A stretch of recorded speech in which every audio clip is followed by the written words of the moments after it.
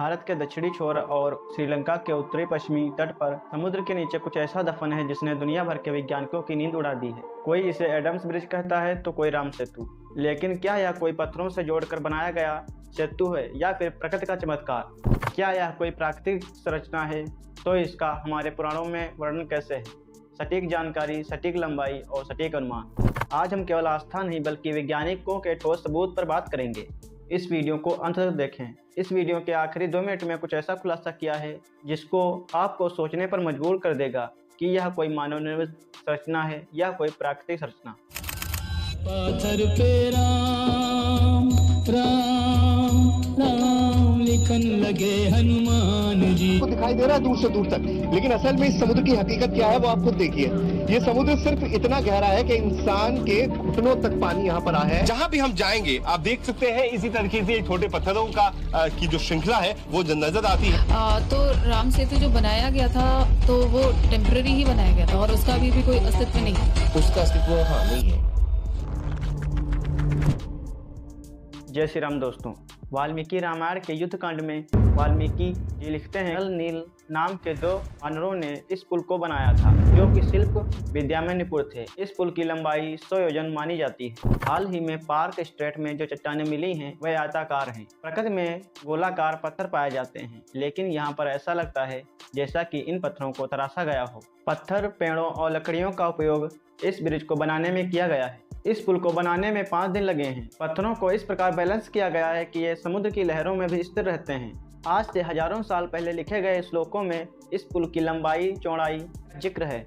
आज की satellite imagery भी इसी आकार की पुष्टि करता है। क्या यह सिर्फ एक कहानी हो सकती है?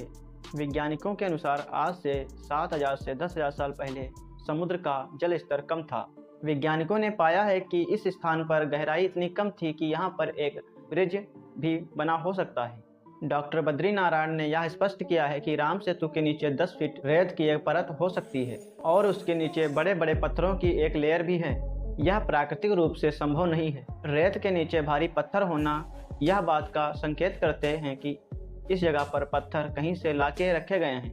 नासा की सैटेलाइट फोटो और इसरो द्वारा जारी किया गया सेट-2 डेटा के अनुसार वैज्ञानिक इसे लाइमस्टोन कहते हैं। लेकिन कहानी यहाँ से एक नया मोड़ लेती है। नासा की सैटेलाइट ने दिखाया कि यह 48 किलोमीटर लंबी चैन टूटी नहीं है बल्कि एक घुमावदार जुड़ी हुई है। इसरो के नेशनल रिमोट सेंसर ने यह दावा किया है कि राम सेतु में गहरा संकीर्ण चैनल भी हैं। यहाँ पर पानी बहुत ही कम है और यह पुल 8 से 10 मीटर की गहराई में है। रिसर्च से ये भी पता चलता है कि 1480 के पहले लोग इस पुल पर पैदल चलकर श्रीलंका जा सकते थे, लेकिन एक भीषण चक्रवात ने इसे क्षतिग्रस्त कर दिया।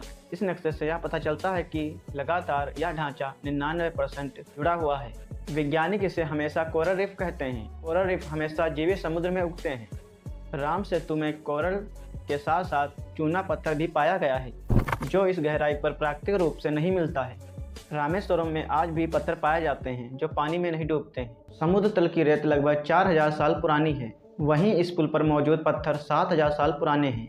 पुरानी चीज़ें नीचे होती हैं और नई चीज़ें ऊपर, लेकिन इस पुल में बिल्कुल उल्टा है। पुराना पत्थर नई रेत के ऊपर है। यह स्पष्ट करता है कि समुद्र ने इस ढांचे को बाद में ढका या ये पत्थर कहीं और से यहाँ पर लाए गए हैं।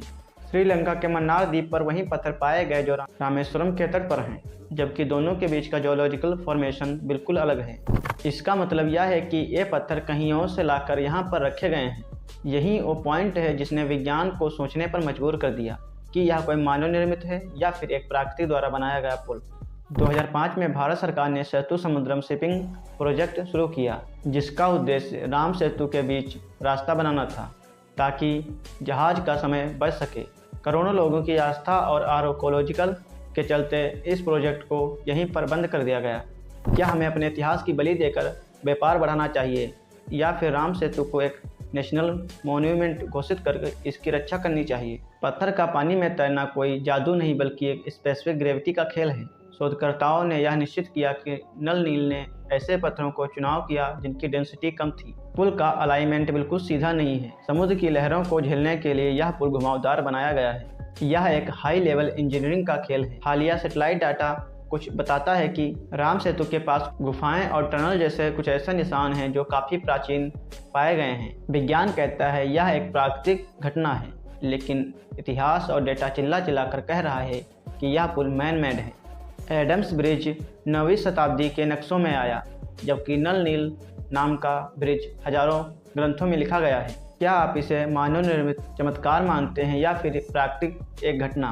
अपनी राय कमेंट्स में ज़रूर लिखें। अगर आपको ये वीडियो पसंद आई हो तो इस वीडियो को लाइक कीजिए।